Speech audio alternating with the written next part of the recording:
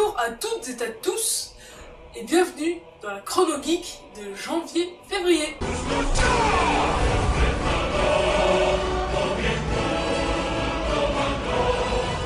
Aujourd'hui, au menu jeux vidéo de la Chrono Geek, encore la Nintendo Switch.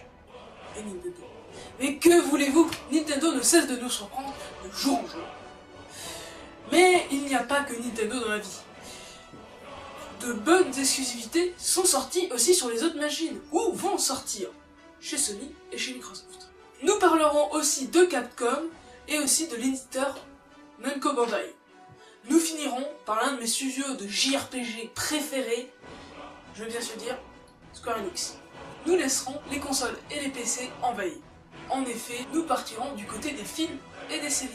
Nous irons ensuite dans la rubrique littéraire. Nous vous présenterons plusieurs mangas et nous finirons bien évidemment par vous présenter les festivals geeks. Commençons cette première chrono geek de l'année avec les jeux vidéo. Et oui, Nintendo arrive encore à innover avec le Nintendo Labo, les nouveaux jeux en carton conçus pour la Nintendo Switch. Ces jeux fonctionnent grâce aux nombreuses fonctionnalités de la Nintendo Switch, notamment le détecteur infrarouge ou encore le détecteur de mouvement. Le Nintendo Labo est la nouvelle expérience interactive pour les enfants et pour les grands enfants. Pour l'heure, vous pouvez seulement précommander 2 kits. Le premier kit, le multi-kit, comprenant plusieurs Toy-Con. Les Toy-Con étant ces petits accessoires en carton. Et enfin, le deuxième kit, le kit robot, qui vous permettra d'incarner un robot. Les 2 kits seront vendus séparément. Le premier à 60 € et le second à 70 €. Le succès de la Nintendo Switch profite bien à Nintendo. Ils peuvent ressortir maintenant tous les jeux qui n'ont pas fonctionné sur la Wii U malheureusement, comme la sulfureuse Bayonetta, dans un magnifique pack qui propose les 2 jeux. Petit bémol cependant, le premier jeu est seulement en version dématérialisée. Nintendo ressort aussi Donkey Kong Tropical Freeze. De nombreux éditeurs tiers veulent apporter leur pierre à l'édifice, comme Square Enix avec Dragon Quest Builders. Nintendo, dans un récent Nintendo Direct, a annoncé la réédition de Dark Souls. Elle sortira sur Switch, mais aussi sur tous les autres supports. Mais par contre, toujours rien sur Metroid Prime 4.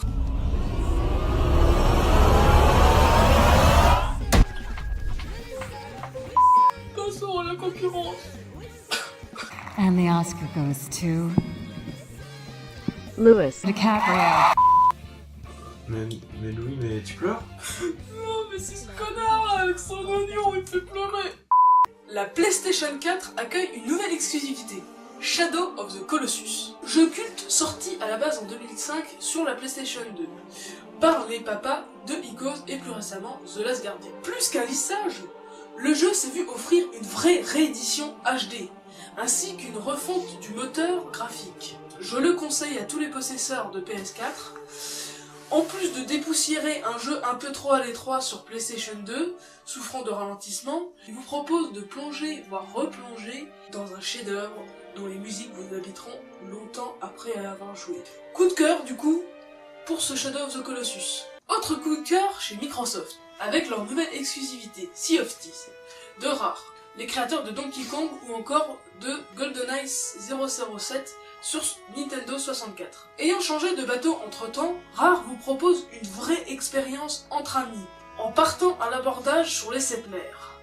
Après une bêta fermée en février, beaucoup de rhum et un peu de vomi, le jeu s'affirme comme une vraie expérience unique qui ravira les amateurs de jeux multi. Passons aux éditeurs maintenant. Capcom en janvier a sorti 2 jeux très attendus. Le nouveau Monster Hunter, le plus ambitieux de la série, mais aussi Street Fighter V Arcade, comprenant tous les DLC.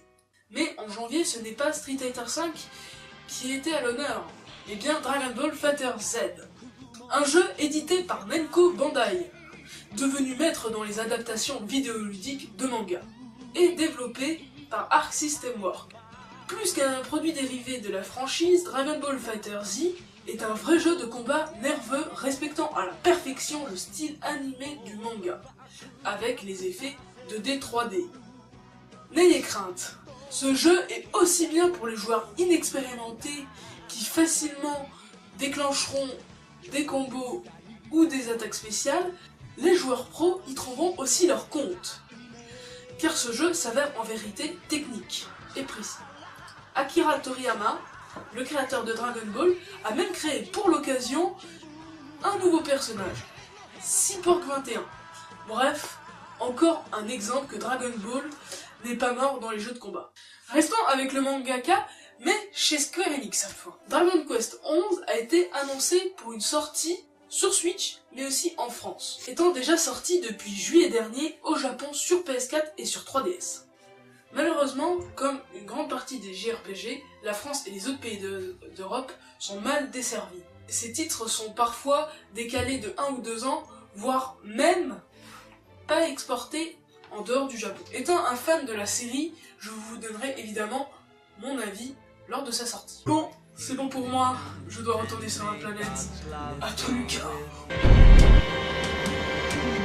This is ground control to Major Tom. You've really made the grade. And the papers want to know whose shirt you wear. Non mais lui... Eh bien, merci mon cher Louis. Nous pouvons passer maintenant à la rubrique cinématographique. Pour commencer cette rubrique cinématographique, commençons avec 2 films. Le premier étant Full Metal Alchemist, sorti le 29 janvier dernier. Malheureusement, je n'ai pas eu l'occasion de le voir, mais mon petit doigt m'a dit... Oui, en fait, c'est un peu pourri. Mais bon, ça passe. Merci, petit doigt. Bref, passons. Parlons ensuite du film Black Panther sorti le 16 février dans les salles américaines. D'ailleurs, Black Panther a reçu une critique plutôt positive et a été jugé comme l'un des meilleurs films Marvel portés sur un grand écran. Passons maintenant aux séries, qui sont au nombre de 2. La première est un peu spéciale car c'est une web série. Vous savez peut-être de laquelle je veux parler. J'ai dit, vous savez peut-être de laquelle je veux parler. Oui. C'est laquelle alors?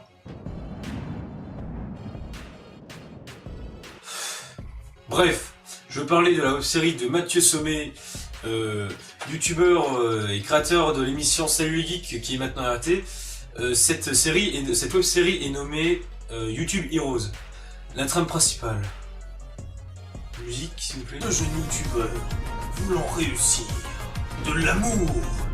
Non mais t'es vraiment sûr que ça va bien rendre à la caméra? Ah ouais, ça fonctionne super bien. De l'action. Du suspense. T'es sûr que Bobby a été mangé avec Thierry?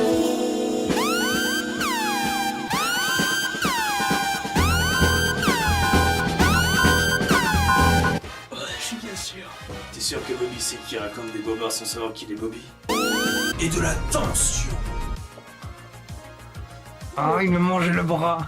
Non mais Lucas, tu vas vraiment trop loin. Vraiment trop loin. Désolé, enfin bref. Le premier épisode est sorti le 25 février, vous aurez le lien dans la description. Cette série est hebdomadaire, vous la retrouvez tous les dimanches. Passons maintenant à la dernière série pour finir ma rubrique. Comme vous l'aurez deviné grâce à mon costume de qualité, je veux bien entendu parler de... Qu'est-ce qu'il y a, Métis, quoi? Oui, c'est Steven Universe. Lucas! Oui! Oh, the Crystal Gem! Genre... Encore désolé pour ce petit désagrément. Bref, passons à la suite. Alors, j'ai le regret de vous annoncer que la suite de la saison 5 de Steven Universe reprendra qu'à partir du mois d'avril. Je sais que c'est extrêmement lent, mes amis. Mais, mais j'ai oublié. Si vous ne connaissiez pas cette merveilleuse série, ou si vous ne savez pas où trouver des épisodes de qualité en VO, VostFR ou en version française, le lien du site Steven Universe Fantasy sera dans la description et le logo apparaîtra sûrement ici ou là quelque part en fonction des envies du monteur. Bien évidemment, si vous utilisez le code promotionnel qui est sur notre compte Tipeee, qui est en fait le numéro de carte bancaire de vos parents, nous vous redirigerons vers un lien de téléchargement pour le nouveau jeu, La Festinière Simulator 2018. Quelques images du jeu en direct. Oh, you touch my tra-la-la. Nous nous arrêtons là. car il serait quand même dommage de gâcher vos nombreuses heures de jeu. Maintenant, je vais vous laisser à la rubrique suivante. C'est à vous, mon cher Yann. Merci mon cher Lucas, et passons à la rubrique littéraire et événementielle.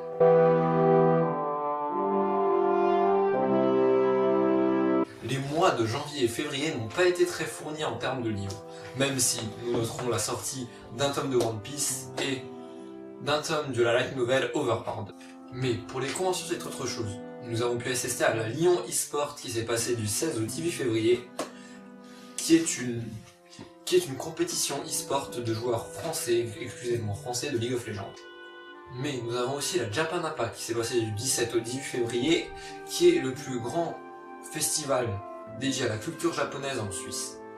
Il y a eu aussi l'Avignon Geek Expo. Ce festival avait pour but de faire découvrir la culture geek au grand public. Il y a eu aussi l'Akatokin qui s'est passé à Carnet-en-Roussillon, qui avait pour but ce coup-ci de faire découvrir l'univers steampunk de la culture geek. Et maintenant passons à un événement très important, la Migen Collector. Ce festival nous permet à nous geeks d'aller rencontrer nos cinéastes, réalisateurs ou illustrateurs de films, séries, web-séries ou BD. À ce festival était présent l'équipe qui a réalisé Steven Universe et qui continue à la réaliser. Avant de terminer ma rubrique, petit crochet sur un événement à venir, les Geek Ferries, qui passeront en juin. Et j'espère que vous serez tous présents avec vos cosplays. Eh bien, j'espère que ce premier épisode de la Chrono Geek vous aura plu. Et vous pouvez nous retrouver sur la chaîne du JD 3.0 du lycée Julie Dollier. Et surtout, abonnez-vous à tes...